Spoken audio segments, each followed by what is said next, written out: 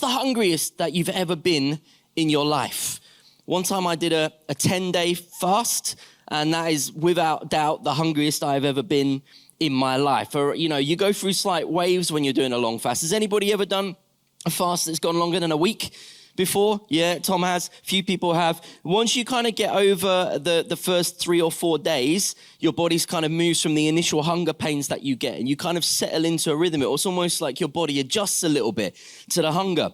But you obviously feel very fatigued and tired. And the more that time goes by, the more that then the fatigue kicks in strongly, and you find it hard. Your mind starts to play tricks on you. You start to become very distracted.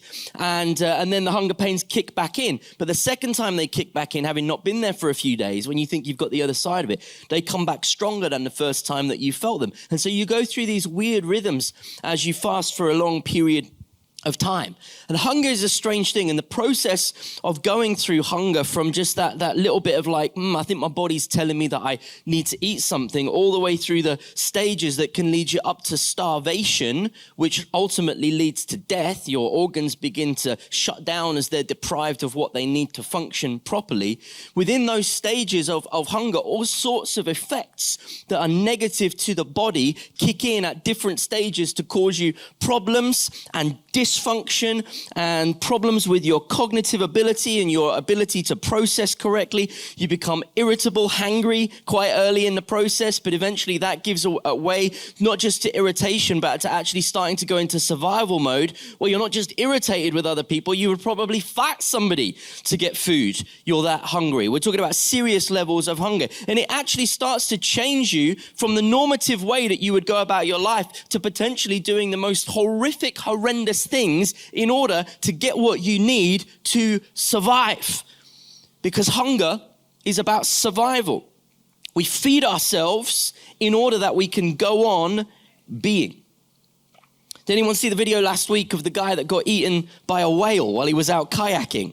That's a crazy video. He's there with his dad and he's kayaking through the water, and then suddenly this humpback whale, I think it was a humpback whale, it was a big whale anyway, comes up and grabs him in his mouth, and he goes under the water. Can you imagine how it would have felt for him to go into the jaws of the whale? Now don't worry, he survived. He came out the other side. No, he didn't come out the other side. That's the wrong way of phrasing it. He came out the same way that he went in, thankfully. I can think of something worse than being eaten, if you catch my drift. So we don't want that. So he comes out, the whale spits him out. That would have been horrendous. And he says that as the whale came up, he just closed his eyes and he braced for impact.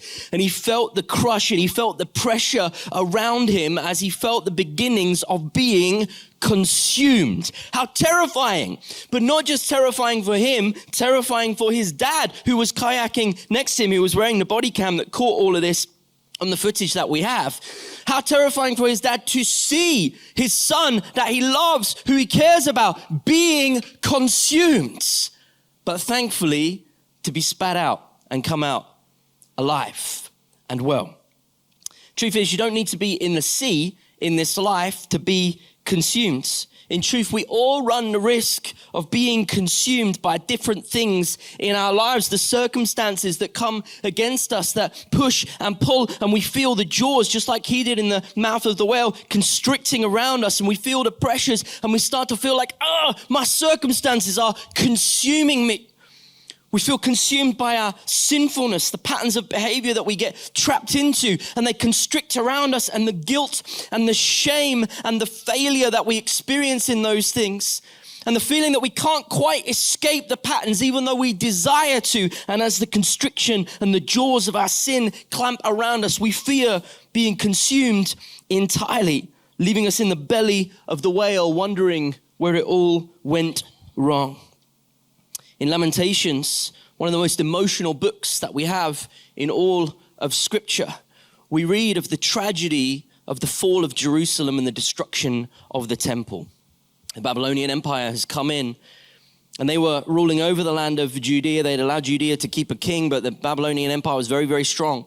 And so they'd come in, and you can read the story historically just as a kind of geopolitical narrative that shows how a larger empire can overtake a smaller independent nation. But then within that, how the geopolitical machinations that are going on, and foolish activity from one king to another king, and political movements. And It plays out like a bit of a political thriller in that sense, or something from the West Wing. As you see these elements play out, you think, no, you stupid idiot, why are you behaving that way? Don't you see that if you go down that road, it's going to cause you all sorts of problems? There are circumstantial navigations that take place here that lead the land of Judea into exile. But there is more than this going on.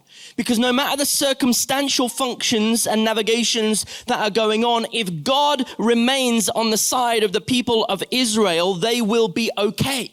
So it's not just that a geopolitical situation has gone against the bigger empire, has come in and done what they want to do, and the foolishness of the smaller empire in responding to the bigger empire has led the smaller empire to now being on the brink of being wiped out. There's more going on, because when God is on their side, they could not be overcome. So why have they been overcome? Because long before any political foolishness comes faith foolishness. The faith being misplaced from the one who is truly in charge to man thinking, you know what, I can probably do this a better way. I can probably do this my own way. I can probably maneuver politically to my own ends. And yeah, it's kind of nice to know that we've got God on our side, but I also got some notes on how God could help us more effectively. So I'll take matters into my own hands. And through disobedience, the people of God in Judea find themselves at the mercy of an empire that they are absolutely powerless to stop unless God intervenes. So what does God do? He lets them get overthrown. What a shocking thing. God, why do you let them get overthrown? This is your people. Because they have rejected him as their God. If they had stayed faithful to God and said, no, God, you are our God. We keep our eyes fixed on you. We trust you. We trust you. We trust you. We follow you. We're obedient to you. They would have been okay. Even though the bigger empire comes along, there is no empire that is bigger than the kingdom of heaven. No king who is more powerful than the King of all kings. They would have been fine, but they were disobedient to God, as is so often the story of God's people, a story of which we are now part of, by the way, grafted in through adoption to sonship through Jesus Christ. We are now God's people, and guess what? We are just as disobedient as they were. And we find ourselves looking at this story going, God, did it really have to be that way? And God's like, no, it didn't have to be that way, but that's the way that they chose. To be disobedient and to reject me as their God, and in rejecting me as their God and as their king, rejecting my power and my protection over them. And so they find themselves exiled from the land that they'd been promised, the land overflowing with milk and honey, the land of their ancestors, the land that they had been given as a people to be the people of God and for God to be their God. And yet now they are kicked out. They're not there anymore. And worse still, not only are they kicked out of the land, but the temple, the place of the presence of God, has been destroyed. This is not just a physical tragedy of a people removed from a land and their most impressive, important building being destroyed. It is utter spiritual crisis. Israel has been consumed in the most shocking way, and God allowed it to happen. And Lamentations, most commonly attributed to Jeremiah, and we read the story of what goes on in the background to all the things that we're reading here in Lamentations in the book of Jeremiah. So we think Jeremiah wrote Lamentations, and in the poetry of Lamentations, what we see here is this interesting ebb and flow between recognition of the failure of the people of Israel before God, recognition of his righteousness and his wrath and his justice, but also just a glimmer of hope. That if God is merciful, this doesn't need to be the end. And right in the middle of this poetry, right in the middle of the third of these 5 poems, the crown jewel in the middle of all of this lamentation. God, why has this happened? All right, God, we kind of know why this happened. Okay, God, yes, you are deserving of your wrath. But God, is it possible that there could be hope? Is it possible you could remember us? Is it possible that this is not the end? Right here in the middle, the centerpiece of everything that's being written, we get these words that first reveal the struggle that we find ourselves in. Lamentations 3:17. The writer writes this: I have been deprived of peace. I have forgotten what prosperity is. What a terrible thing to be deprived of peace and not even know what it would mean to prosper. That's how dark and difficult this situation is. So I say, my splendor is gone, and all that I had hoped from the Lord. What a place of despair to get to a place where you think everything that I hoped that the Lord would do in my life is gone. I remember my affliction and my wandering, the bitterness and the gall. I will remember them, and my soul is downcast within me. Moving from a place of joy and delight in knowing that God is God and we are his people. That's his promise over our lives. I will be your God and you will be my people. And he is a good God. He is a good king. That is the best place to be. And yet now, in a circumstance and situation of pain and suffering and seeming rejection and isolation and confusion and chaos, all that can be seen is not the goodness of God, but affliction and wandering and bitterness. And what does it lead to? Depression, anxiety, heartbreak, despair. Now we've got to be careful when we read the Old Testament texts that we don't get so quick to jump in and read ourselves into this story and see what the Lord would have take from it, that we miss that it's actually just first and foremost telling us the events that happened, and we need to understand the events in their right and proper context. This first and foremost is here to tell us the story of Israel and God's relationship to his people and their relationship to him. But as we then understand it in its right and proper historical context and place, we can then start to think about what its implications therefore are for us who may be in the same situation of rebelling and rejecting God in the face of our circumstances and ending up in the misery and the despair of our sinfulness, feeling like maybe actually there's no hope for us at all, feeling only depression and separation, only wandering and bitterness. What is depriving you of peace in your life currently? What is depriving you of peace in your life? Is it a circumstance that feels very removed from any of your own foolishness, things that other people have put upon you? You're like, no, Ben, I get what you're saying, that our sin, of course, is a problem.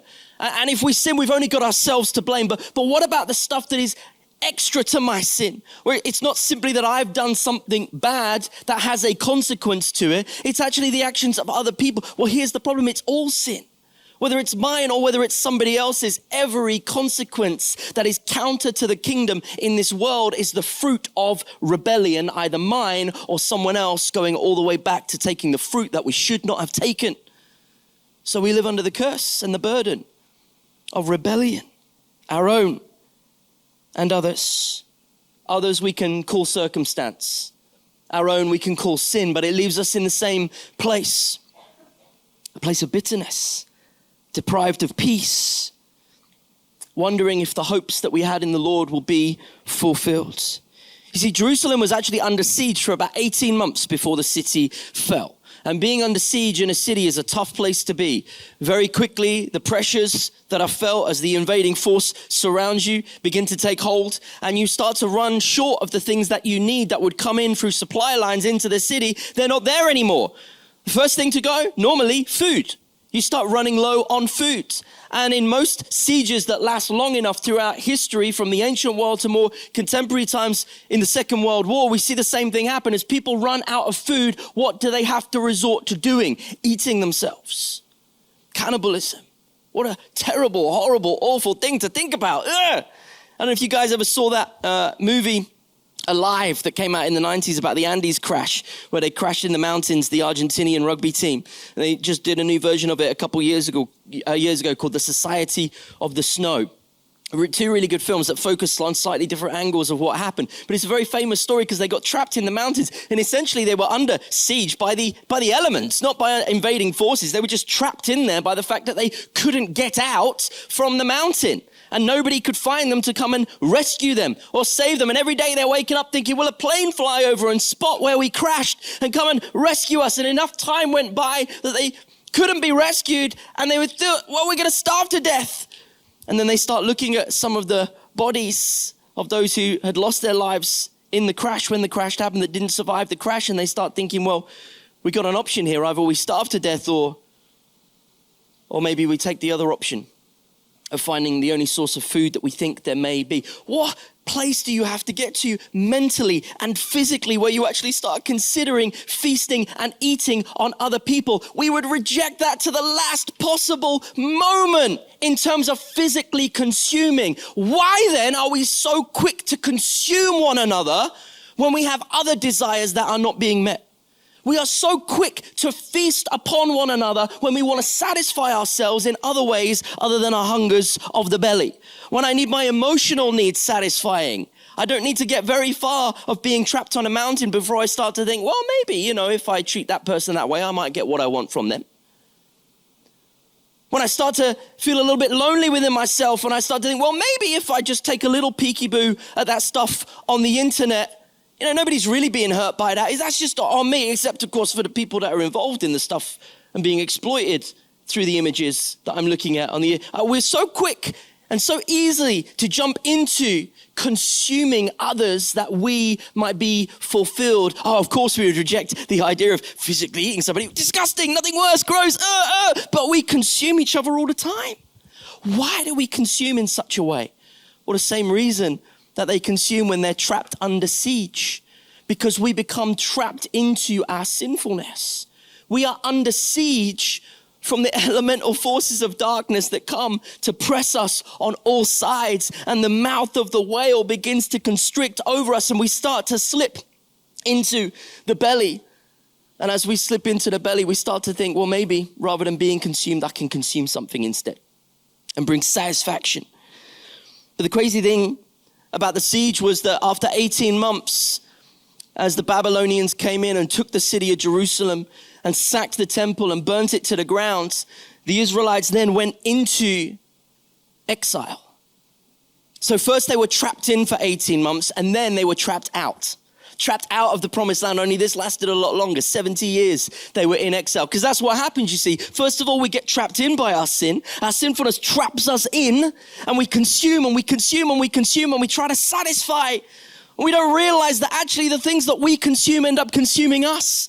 Whether it's our entertainments, whether it's our hopes and our dreams, whether it's our relationships that we put way too much stock in being the thing that will actually give us the satisfaction that we crave and desire in life. And before we know it, the things that we think if we consume will satisfy us are actually the things that are consuming us, and we're slinking deeper and deeper and deeper into the belly, trapped in by sin until such a time that psychologically we start to worry that we might be trapped out of the love of God. Trapped out by our sin and our shame and our grief and our sorrow, trapped out by unlovableness that could never restore us to the place that we were created to be. This is the experience of so many people in the world today. They don't realize they don't have language to describe these things. If they had language, they might even reject the concepts that we're talking about. But we know what the Bible teaches, that sin traps you in. And as it traps you in, the devil then whispers into your ear and says, hey, that stuff that's trapped you? What it's really done is trapped you out of the love of God, because he could never love you. Look at what you've done. Look at who you are. You're disgusting. You're filthy. Look at the things that you think about. Look at what you've dirtied your hands with. Look at the way that you've hurt other people, as if God could love you. And as we are trapped in by sin, we are then trapped out of the love of God by a trick of the enemy, not by the reality of what Jesus has done for us. Well, hope is distant in these seasons, but not entirely absent, as we see here in Lamentations. Perhaps you need fresh hope this morning. And I appreciate this is not the most fun talk today. I appreciate there's not a lot of anecdotes and funny stories and things like that. But sometimes you just got to get down to business, and you got to look at the text and take the text seriously and think, oh Lord, what have I become? You got to look at the text and you got to allow it to read you rather than spending all your time reading it, and say, Lord, imprint on me something that will change me, that will transform me, that will lead me to become truly what you promise can happen. I could become a new creation. In this season, it might be hard for me to see because it feels dark and tough and difficult. But maybe there's just a glimmer of hope. Perhaps you need hope this morning. The world certainly needs hope this morning. And I know that I need hope this morning to hear that while the hunger of the fallen world prowls around, that the hunger of my own flesh and foolishness prowls around, that the hunger of the enemy, that the scriptures literally say prowls like a lion looking to devour you, prowls around, we need not be consumed. Verse 21, yet this I call to mind. In light of all this despair, in light of all this brokenness, in light of all this lament and sorrow and difficulty and challenge, what perspective will we take? Will we take the perspective of the writer of Lamentations in saying, I remember my affliction and my wandering? Are we just going to wallow there? Is that where we stay? Not to say that these things aren't real and painful. I wouldn't want to trivialize them. God certainly doesn't trivialize our pain. That's what the cross is all about. That in the defeat of our sin, in the opportunity for us to know life rather than death, and the glory and the wonder of the cross is also an image of a God who understands your pain even more fully than you do. And he takes it more seriously than you do, which is why he was prepared to bankrupt the greatest treasure of heaven, Jesus Christ, right here on earth, so that you could be restored to life and given hope instead of the despair that we're talking about. But do you have eyes to see? Do you have a perspective that will lead you to a place where you can not just remember your affliction and your wandering, not just live in bitterness, not just live with a downcast soul? And what I'm talking about here is not just the depression that comes as a neurological challenge and condition, the chemical processes that take place, medically speaking, that lead us to a place of depression that are deserving of attention. Absolutely prayer that God will break in and do what God can do to bring healing to that depression. But that also we would rely on the wonderful breakthroughs and things that God has blessed human wisdom with heavenly wisdom to make opportunities for new treatments to be done to help people. These are good things for those conditions. We should take those things seriously, first in prayer, and then in the potential medical interventions that could be helpful along the way. But when I talk about the downcast soul, I'm not just talking about depressions, although those are part of it for many people's experience. But I'm talking about that feeling where you just cannot see how your soul could ever be lifted, not as a psychological depression, but as a freedom from the burdens that you sense are trapping you in, and therefore potentially trapping you out of the love of God. But instead of just having our eyes fixed upon those things, what does it look like for us to lift our eyes to a different place? Yet this I call to mind, and therefore I have hope. That's what we need. Hope. And what is the hope that we have? It's these beautiful words of life and freedom. Because of the Lord's great love, we are not consumed. For his compassions, or in some translations, mercies, never fail. They are new every morning. Great is your faithfulness. One of my great heroes is Charles Spurgeon, the so-called prince of preachers, amazing man of God who wasn't just an incredible theologian and preacher and evangelist. He was also amazing at reaching out to the poorer communities of London and involved in much of the work that we desire to be involved with here through our work at The Message around the world. But one of the known things about Spurgeon, because he talked about it a lot and wrote about it a lot, is that he'd struggled with depression for his whole life. Had really dark seasons of the soul. And he was very real about that. And that was an unusual thing in his day and age. It's more common now, although some people still really, really struggle with that openness and that honesty. I can completely understand why that would be the case, but it is important that we do bring things to light with those that care about us and we trust and we can talk to and not keep them hidden away.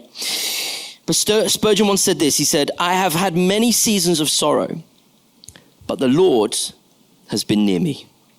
And I have learned to trust him when my heart was heavy. I have learned to kiss the wave that throws me against the rock of ages. What is the wrath and judgment of God designed to do here to his people? Is it designed to leave them in a place of brokenness and despair and separation and death, and that's the end of the story? No, that's not the way that the Lord works. Look at what else Spurgeon says. God is too good to be unkind, and he is too wise to be mistaken. And when we cannot trace his hand, we must trust his heart. What he's saying there is when we look at circumstances, like for example here where the Israelites have been kicked out and now they're going into this terrible season of exile and despair that leads to these passages of poetry, of lamentation and suffering and heartbreak. If we can't absolutely understand every part of the process of how God's hand was at work in it, that's okay. Because what we can understand more fully, if not the process, is the person of God revealed in Jesus Christ. We can understand his heart, and his heart is good, and his heart is righteous, and his heart is pure, and his heart is postured not that we would perish, but that we could have life and life eternal. So what is meant here? Two things. First, that this is a right and fitting response for the people of Israel to rejecting God as king. If you reject me, fine, you are on your own by your own choice. Live in the consequences. Accept it. It is what it is. But the beauty that comes alongside that is that God is always telling a story. But he says, but here's the thing, I will not abandon you to your consequences. In your consequences, you are going to see a story of hope. Why? Because in your despair and your brokenness, you are going to realize afresh something that you did not realize in your place of comfort, that I am everything. That when you fully rely on me, the rock of ages, when you are pressed and when you are pushed and when you are constricted and when you feel consumed, when the wave crashes and threatens to push you deeper into the mouth of the whale through a lack of faith, instead have faith that the wave can push you against me, the rock of ages, where you will not be crushed, but instead I will be crushed for your iniquities. And on that rock, life can spring up anew, because the rock of ages does not offer judgment without the hope of mercy. His great love means that even though we are rebellious and stupid and reject him all the time, we need not be consumed, because great is his faithfulness. And here's the amazing promise. Not just one time. When I first give my life to Jesus, all right, that's it. You've used up your one-up card. That's it. That's your one extra life in the game of life. Don't mess it up now, because that's it. That's all you're getting. No. His mercies are new every single morning. Now, that doesn't mean that every single morning I get to come and confess and say, hey, great God, thanks so much for your new mercy. Good stuff. Let me go and have the rest of my life then for the rest of the day. Sin. It's okay. Tomorrow morning, his mercies are new. No, that's to mean that I don't understand his mercy. That's to mean that I don't understand his great love. That's to mean that I don't understand his great faithfulness towards me. It's to mean that actually I think that his love is for my benefit and my benefit alone. But the greatest beneficiary of the love of God is God himself. Because as he loves us, we return his love to him in the thing that he deserves more than anything else, glory. That as we love him in light of who he is given glory. Your season of struggle can be viewed as the wave that tosses you into the mouth of the whale, or against the rock of ages that brings you back to his faithfulness. Look at Isaiah 55. Come, all you who are thirsty, come to the waters. You who have no money, come, buy and eat. We have no money. We are bankrupt in our sin. We have nothing. When we sin before God, we are left destitute and broken with nothing. And what is the invitation? Come, you who have no money, and eat and feast. Buy wine and milk without money and without cost. Why spend money on what is not bread and your labor on what does not satisfy? There is nothing that this world has to offer. There is nothing I can consume in this world that is going to satisfy me. It will simply consume me and leave me broken and trapped in to my sin and trapped out of the love of God unless I turn back to him. Listen to me, Isaiah writes, and eat what is good, and you will delight in the richest of fare. And Jesus says, and then Jesus declared in John 6, I am the bread of life. Whoever comes to me will never go hungry, and whoever believes in me will never be thirsty. What do you hunger and thirst for? What do you consume? Because what you consume will consume you. Are you feasting on the Lord? Are you feasting on the bread of life? What do we do in communion? That's not just a symbolic act. That's not just something that we do to remember the gospel story, or that's a vital part of it. It is literally partaking in the presence of God. As I eat that bread and as I drink that wine, I am saying, God, be present in me as I realize that you are all that I need. Do we truly understand that? Do we truly own that reality that has been offered to us? You will not hunger and thirst when you feast upon the Lord.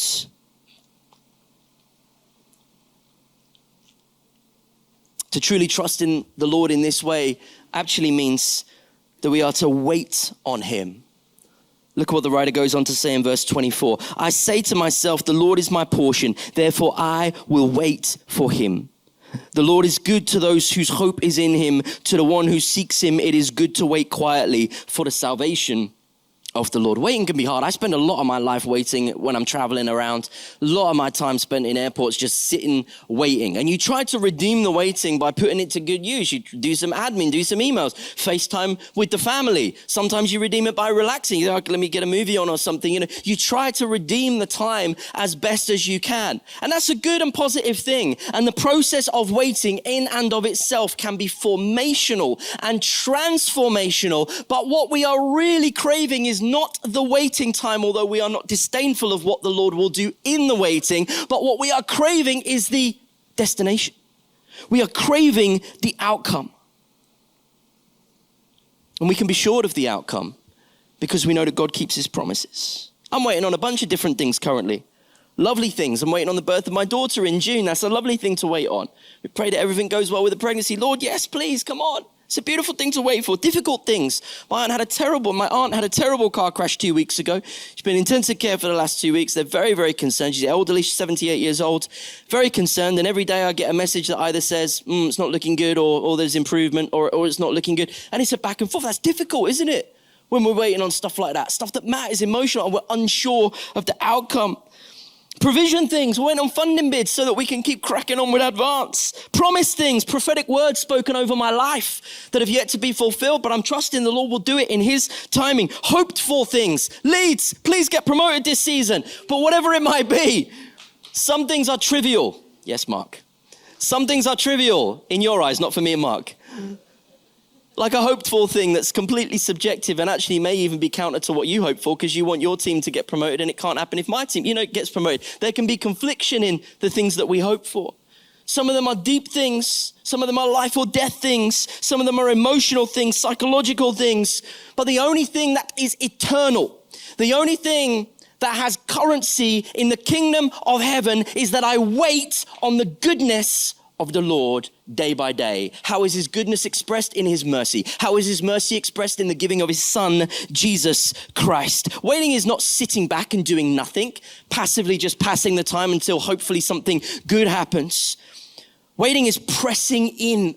It's pressing into the presence and saying, Jesus, I'm waiting, so I'm going to give myself entirely to you because this season is difficult. It's confusing circumstantially. It's challenging within my foolishness and my sinfulness. Help me, Lord. I'm pressing into your presence. Give me your power. Reset my perspective. And as I wait on you, Lord, I can trust you that you are faithful to complete what you have begun.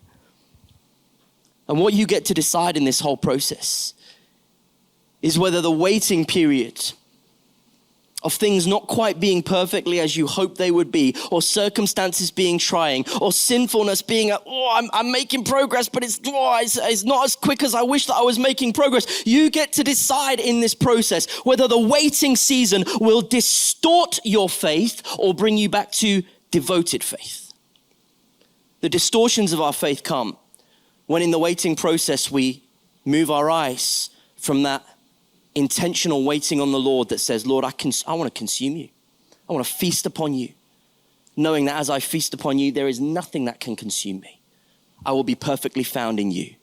And it's not an easy journey, but I can trust that you are faithful because great is your faithfulness. I can trust in your mercies, even when I make mistakes, and I don't want to make mistakes. I don't want to be sinful. I don't want to be fleshy. But if I do along the way, I can trust without abusing your grace that your mercies are new for me each day. I am not defeated. I am not consumed. I am not going into the belly of the whale. Why? Because Jesus already went into the belly of the whale, and he did not stay there. He wasn't spat out simply by a whale that wasn't hungry anymore. He beat and satisfied the claim of death over each and every life and came out the other side, not spat out, but victoriously risen again. Because he is not consumed, we are not consumed.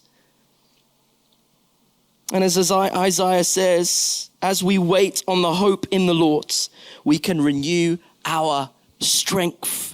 We can soar on wings like eagles, run and not grow weary, walk and not be faint. How do we move from being downcast? How do we move from feeling defeated? How do we move from despair and distortion into the fullest place of devotion where our downcast souls, instead of being downcast, can rise on wings like eagles? We press in to waiting on the Lord, who assures us of his faithfulness, who assures us that his mercies are new each morning, who assures us that he is the only one of great love. And because of this, when we are in him, brothers and sisters, we are not consumed, but the world is.